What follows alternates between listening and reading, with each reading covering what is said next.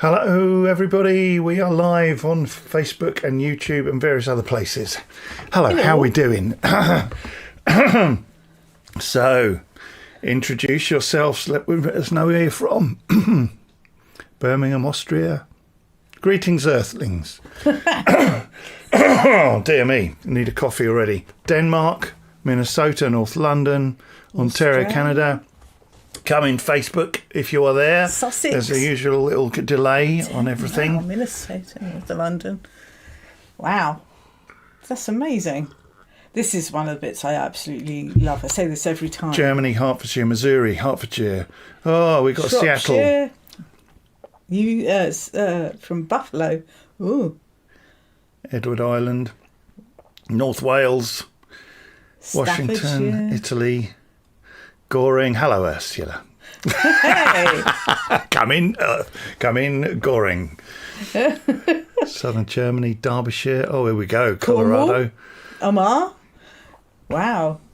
Loads. Another Boston, Sussex. Pittsburgh, Colorado, Southern Germany. Crikey, loads. So many. Newcastle. Familiar Up faces north. as well. Orkney. Eunice. Wow. Oh, hello from Wyoming, Aberdeenshire. Blimey, everywhere. Okay. I mean, quite literally everywhere, all across the world. It's fantastic. Yeah. Yay, welcome. Welcome to Tea with the Druid. Philip is somewhere else I have to in a car. I have coffee. Coffee with the Dave. artist.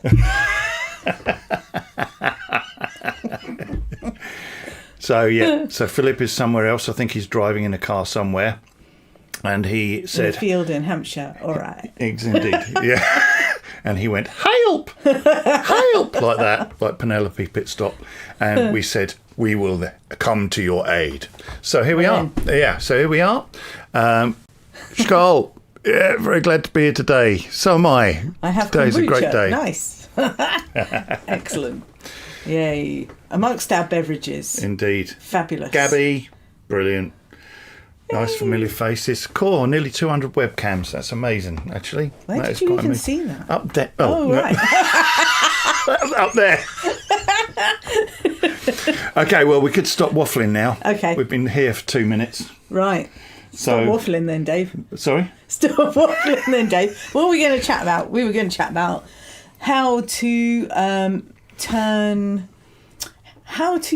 myths into journeys for an immersive experience and for a different perspective on how to interpret myths in a modern era. Yeah. Does So that what are sound myths? about right? What are myths to you? And what are myths to you? What are myths to you? What a myths. Not moths. No. Well, I just introduced it. Your go now. Okay. So to me, myths are the ways in which our ancestors could explain and develop relationships with forces of the natural world, seen and unseen, energies of storm, of sea, of sky, of rivers, mountains, and to develop the relationship, you would be able to tell stories about that natural force. That's what the root of myths are to me. Now, it's different for everybody. That's not the truth. It's a truth. It's a truth. You know, it's the way that I have always viewed myths. I think that when we have seen what happens when you take a myth and try and make it into history. Doesn't go well It for doesn't anyone. doesn't work particularly well, and it traps it within amber and just stops it breathing. And I think one of the things about myth is that a myth will be told in one village, and 50 miles away that same myth will be told in ever so slightly different way depending on the culture of the village. And over time as well. Yes. Lands. I think for me, myths are as much about a landscape and how to have a relationship with that landscape. When myths include deities, it's often an anthropomorphized version of an energy that you are trying to understand, appeal to, and or they hold lessons and wisdoms that are essential for passing on from generation to generation, lots of hidden mysteries within the landscape. I like this. Understanding ourselves in the world, the life, the universe, everything through sacred stories. Yes, that's pretty much what I just said, but much more succinct. Yes. And better. Yeah. Yeah. So we held camps here in Sussex from 2003 right the way through to 2016, and myth has always been a really important part of our spirituality. Yeah. And one of the things we wanted to do was to bring myths to life through ritual, and we thought what we'd do today is basically talk about some of those rituals that we held at camp, and maybe that might be an inspiration to you to take off into your groups, big or small, and even on your own as like meditations and things like that. So that's what we thought we would do for this particular tea.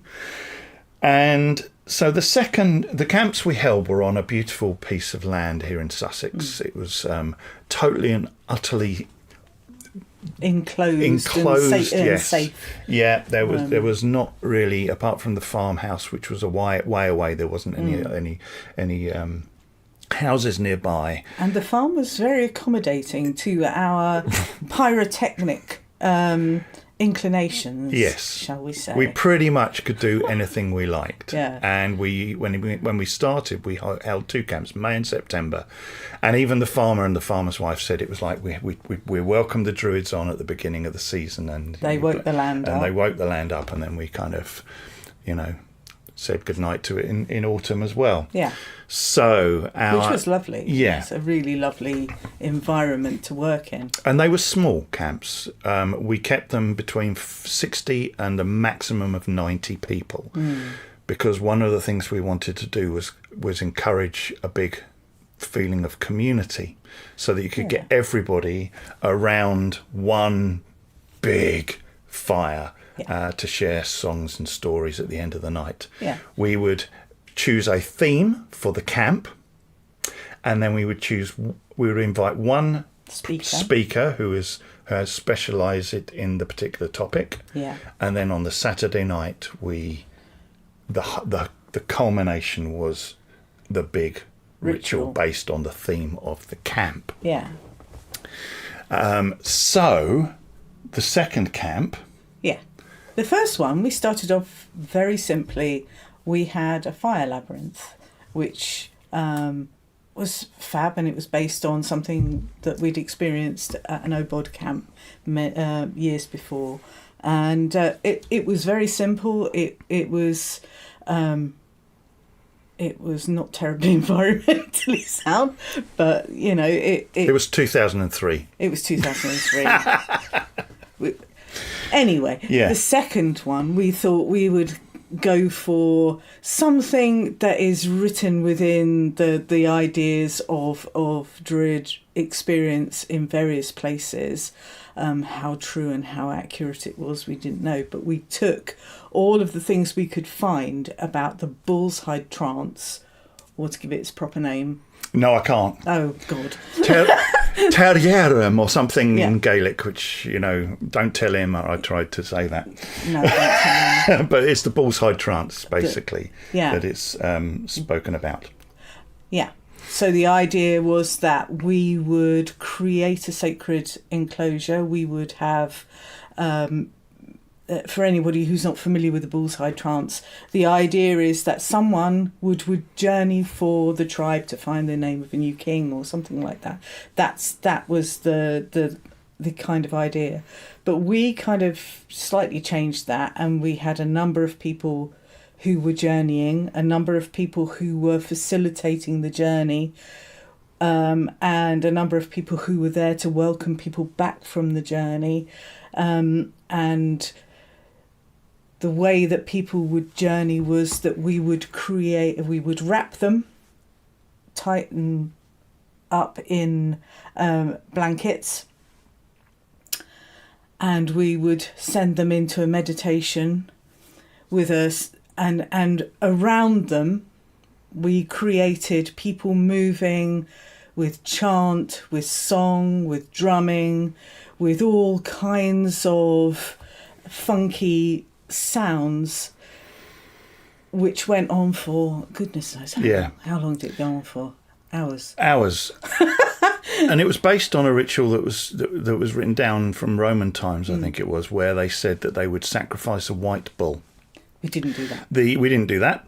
And the poet, the seer, it says the poet, but it's kind of like, I think the ovate and bard really overlaps. So it's the poet seer would chew upon a piece of raw flesh. We didn't do that either. And then they would be wrapped tightly within the still warm skin of the bull. We didn't do that either. But what we did do is we created a space within a big marquee. We had... no, that was the second one. Oh, yeah, it was the second one, okay. The first one was a ring of fire. It was a ring of fire, yeah, it was, okay. Commencement of the pyrotechnics. And you would wrap them in tightly within this blanket and just leave a bit of the mouth, because we did a few tests with it, and if you covered everything up, it was really, you couldn't even think. Yeah. So just a little bit of breathing space, and then they basically went on a journey, completely devoid of all senses apart from the sound of gongs that would be going around, chances and song, drumming. But it was, the sound was always moving. It was quite a big circle, maybe 30, 40 feet across, with, I don't know, maybe 20 people actually journeying. Where's our sense of adventure with the raw meat? To be honest, we did do it with a different grove a few years later, and we did actually do the raw meat chewing and everything else with it. Yes. But that, we're not talking about that now. We're not talking about that one. Yes. But, and so the sense of the soundscape moving around the circle, so you never quite had, you didn't have one person banging in your ear all that time. And basically people were... Their primary journey was to sink in and to allow the ancestors to connect with themselves, and to take themselves where they needed to be in order to speak with their ancestors, if that was applicable to them. And it was phenomenal. I mean, to actually perform something like that on a scale where you have, I think there was maybe 45 people at that camp altogether. Yeah, it was one of It was one of the early ones, so it was one of the smaller ones.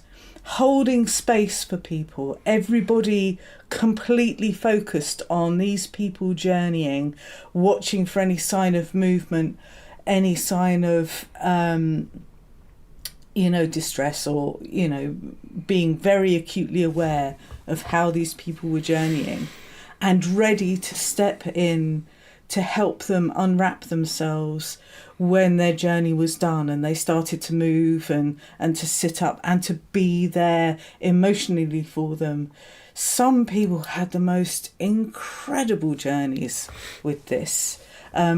Some have even said that it actually, the ancestors came to them and gave them useful information that they didn't know at the time, but a few months down the line came in so phenomenally useful to them that it helped change a whole dynamic of a family. And there were people who we called them walkers between the worlds, who when you saw the person moving and starting to come through, they could be very emotional. So people were just there to hold them and to know that they were safe as they come through, and then get them back to this world. We've been speaking now for 15 minutes. Bloody hell! I told you it would take more than 5 minutes. I know. So we should probably leave it there for that one, and begin to talk about one with myth rather than historical kind of writings. Yes. Right. Which one? Battle of the Trees, is it? Okay. The Battle of the Trees, the Cadgoddai, is a poem by Taliesin, and it tells of Gwydion the Enchanter, who raises an army of trees to battle an army of the other world who have come from Annwn because Gwydion's brother Amaddion had gone to the other world and stolen the hound and the deer, I think it is, the roebuck. They're a right pair of rogues. They are, two. those Gwydion and Amaddion, yeah. And basically the Battle of the Trees is this amazing conjuration of the trees. And if you want to hear it, Robin Williamson does a fantastic version of the poem on one of his albums.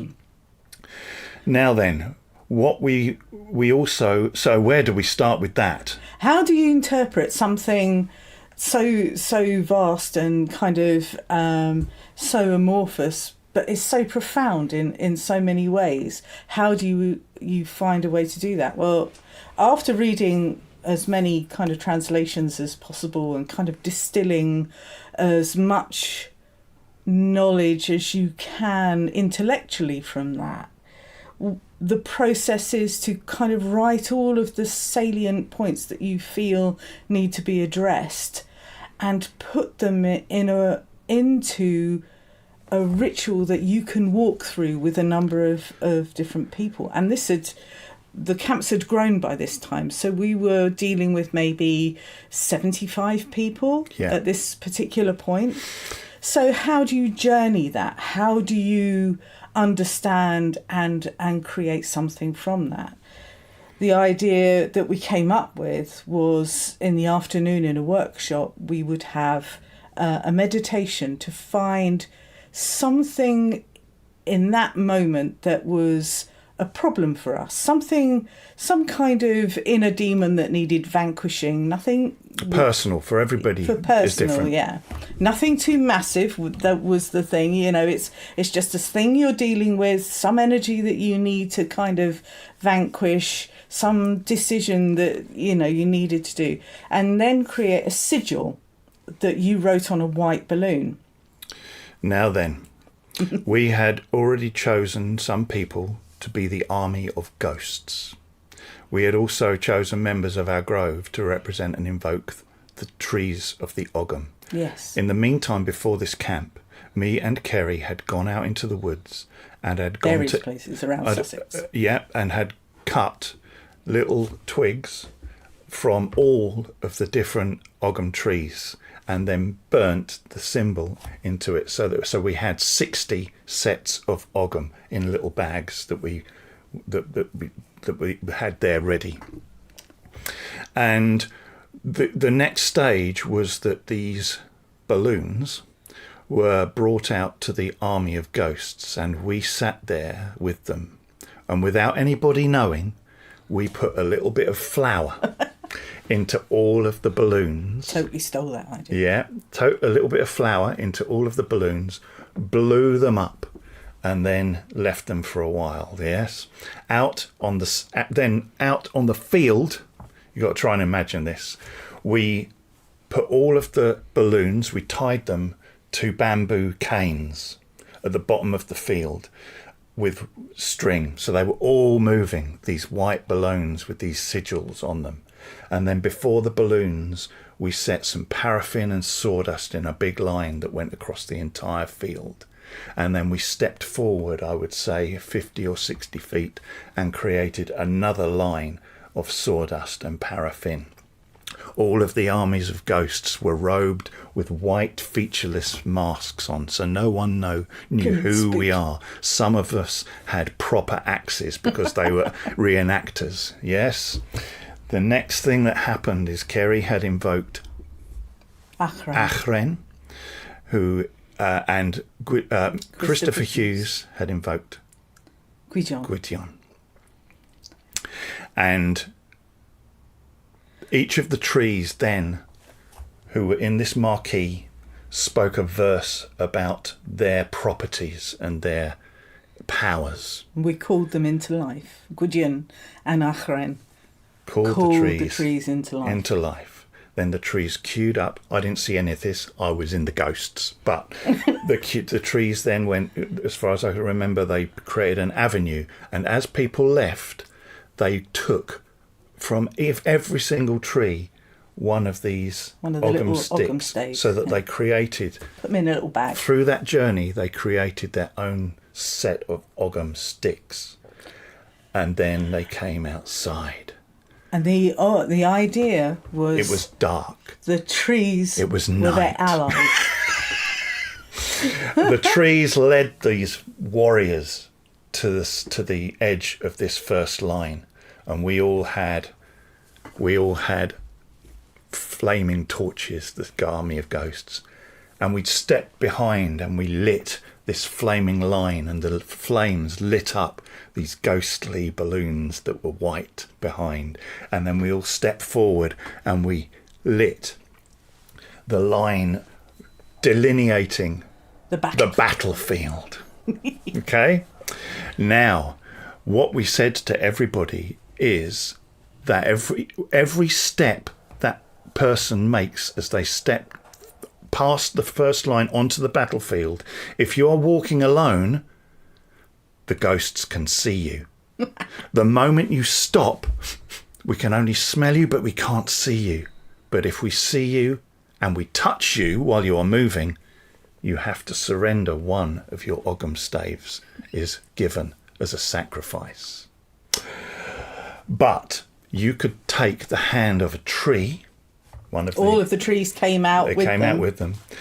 You could take you forgot the start. They take the hand of the tree, and you could walk 5 paces with the tree, and the ghosts could not see you. They were your allies. That's the rules. Everyone lined up. Go on. The trees lined up against the first battle line that we were all stood behind. Achrain and Gwydion encouraged the people to go across the field to find their particular balloon on the other side, and to be brave and to use their trees as their allies. And before everybody stepped up to the fire line, the trees this was not written in any way, shape or form. The trees very spontaneously all stood together, and they raised their branches out across the thing, and they roared defiance at the army of ghosts. And because of the way the masks worked, and because it was night, and because the flames were flickering, all you could see was these waving white spirits across the battlefield waiting. And so it began, and one person decided that they might have a laugh and decided to just run. And at that moment, every single ghost just ran at them, and they just absolutely threw themselves to the floor in utter fear as we all came like that at them.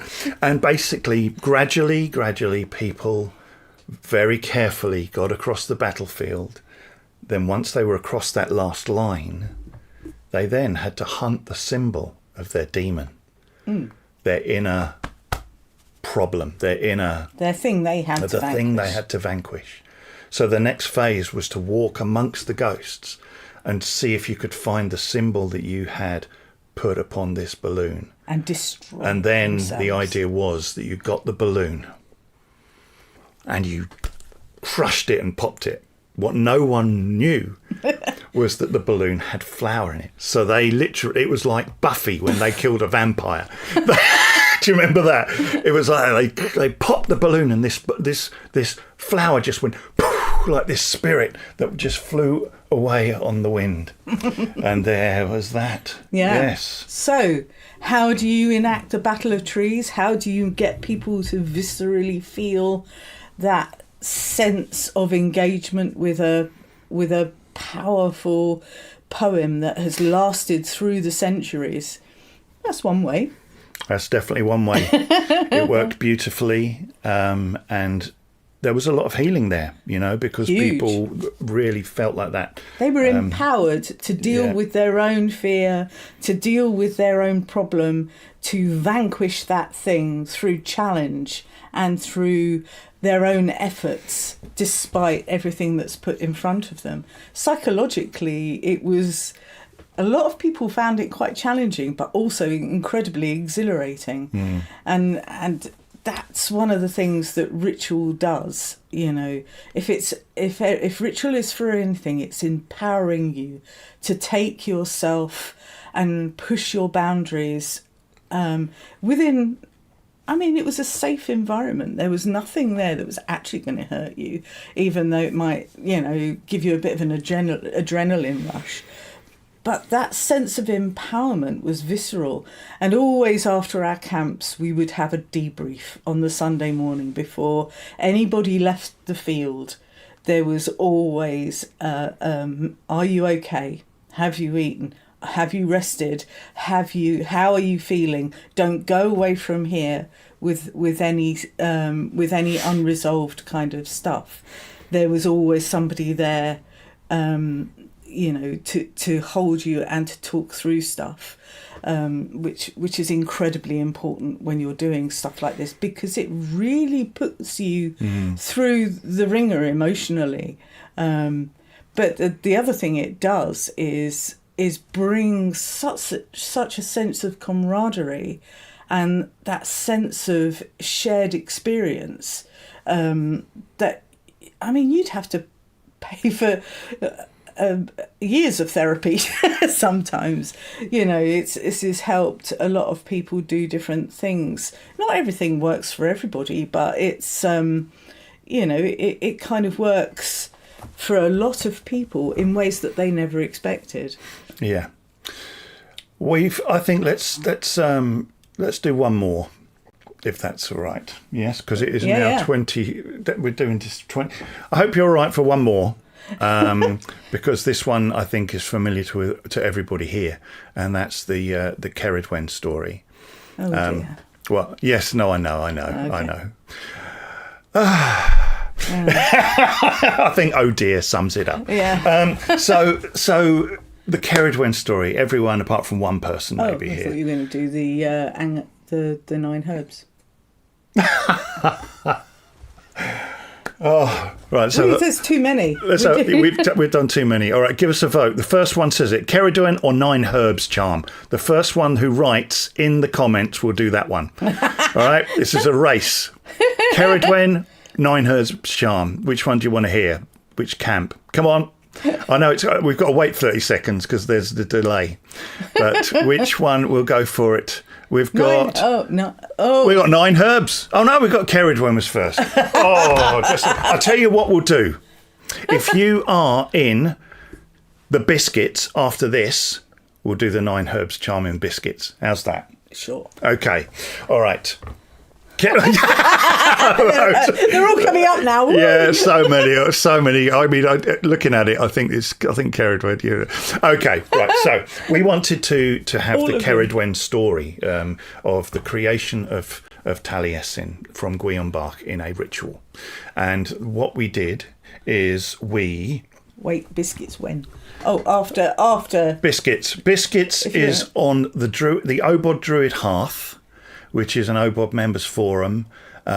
We will have after this, there's a Zoom for people who are on the OBOD Druid hearth after this. And we call that biscuits. I know. Tea and biscuits. So this is the biscuits bit after this. So new comments. You can't keep up. It can't keep up with you anymore.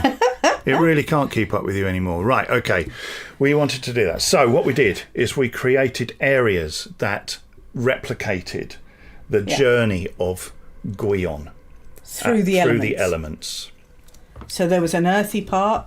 In the marquee, we draped wet sheets and various bits and blankets to create a water area that people had to labyrinth. A wet labyrinth to go through.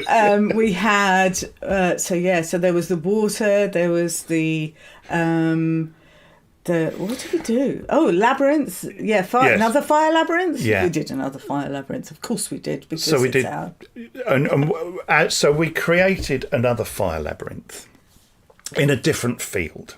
The fire labyrinth that we create is one that has an inner pathway and an outer pathway, and when I got to the field, they'd made it the usual side with 7 turns, and I said, "It looks a bit small. Can we make it a bit bigger?" I didn't understand geometry at the time. I just thought, "Oh, let's just add a couple more loops in." But the next moment, as they made it bigger and bigger, where all of the lines came together, was on 13 turns. 13 turns. It was massive. Massive labyrinth. It was 100 or 120 foot across, this thing.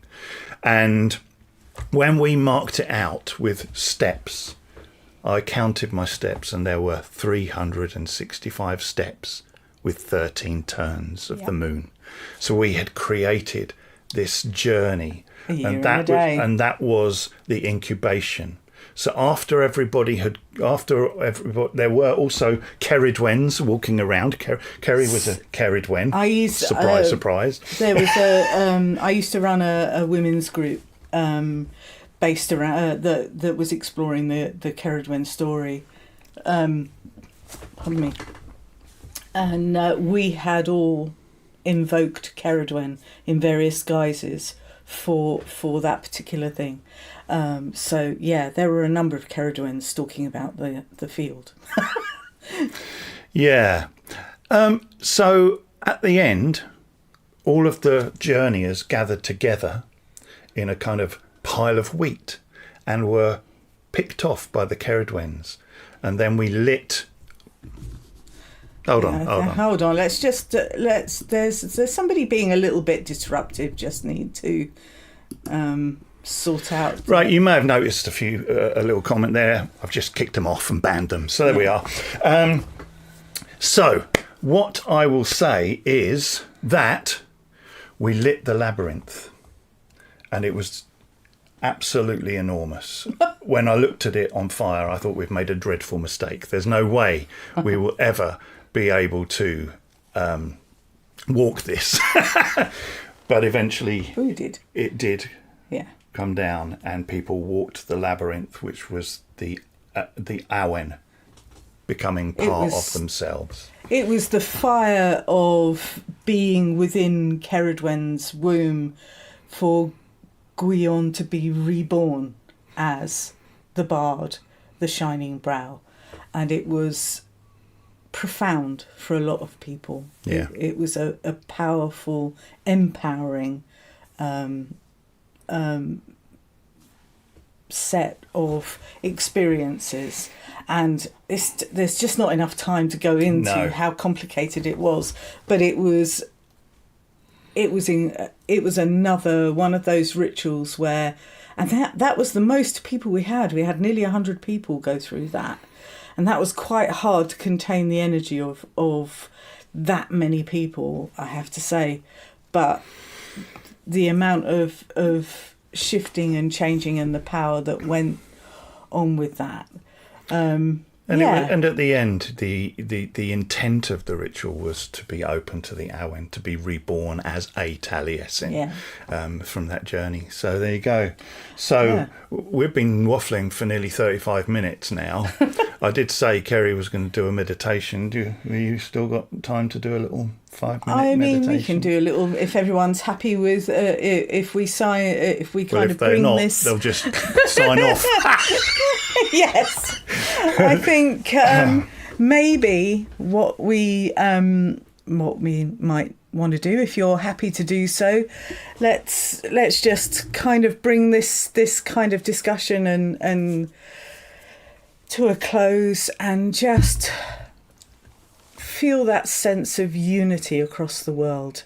Maybe if you want to close your eyes, be comfortable in your space where you are, and take a long, slow breath with the earth beneath you.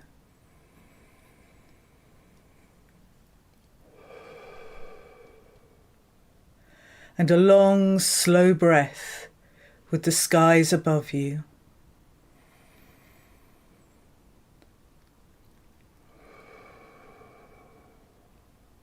and a long, slow breath with the waters of life that run through and surround our sacred islands and your magical lands.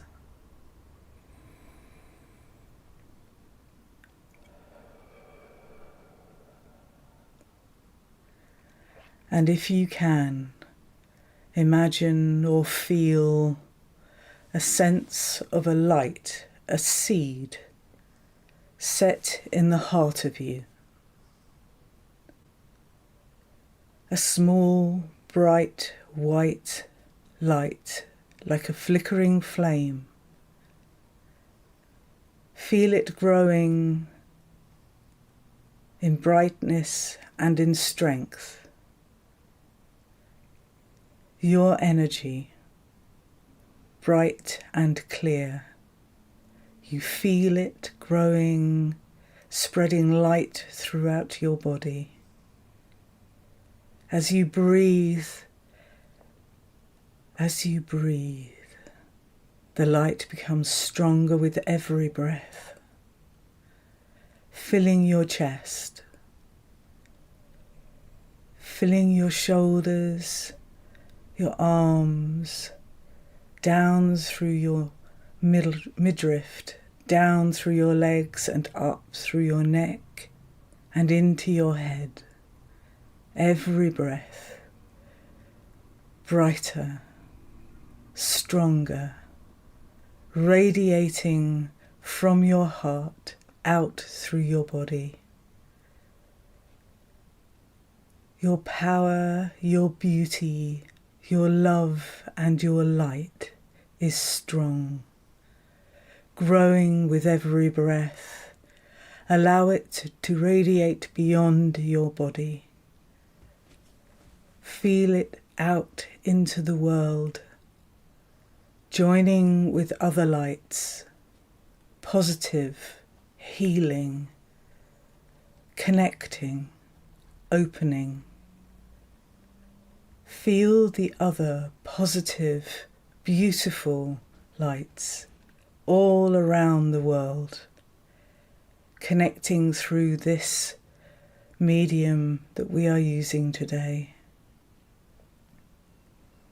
Feel the strength of love, of connection, empowering everything we do, every breath we take.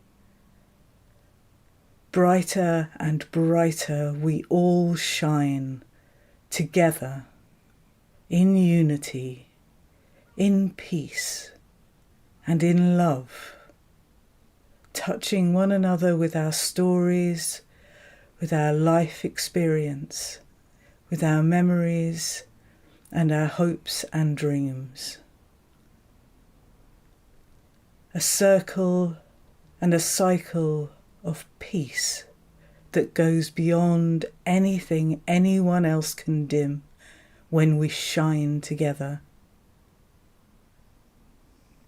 Take a few more breaths. Feel that radiant light, palpable across the world, united, heart to heart and hand in hand.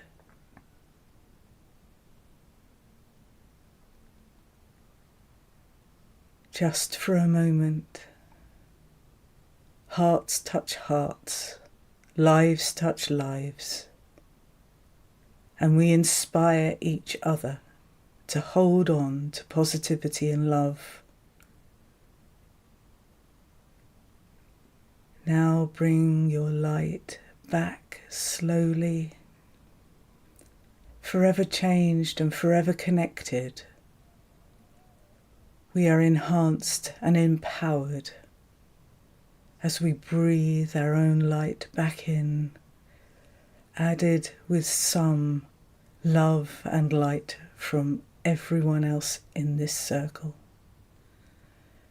Breathe it in, feel it healing, calming, and centering you back into your sacred space in this moment, in this time. And when you're ready, open your eyes and feel contentment. Ooh. I think that was just about perfect for right now. Thank you. Oh, well, my friends, thanks for sharing giving your us the evening time. with us. And we could jap on about this for hours, we and we really probably will do in a minute. Yes. Thank you, everyone, all across the world, for joining us. I hope to see you in the biscuits bit in a couple of minutes on the other side. Yes. So, thank you very much for joining us for Tea with Druids. And hopefully we will see you again sometime when Philip goes, help, help, again. We thoroughly enjoy connecting with everyone. Yeah. Thank you so much, everyone, for joining us. Thank you very much. So, have a great rest of your day or your evening. And if you are a member of the Hearth, we'll see you in about 5 minutes while I get it all sorted out and set up. And hopefully, as long as it all works. See you then, my friends. Thank you. Take care, everyone. Cheers. Bye-bye. Love and light. Bye-bye.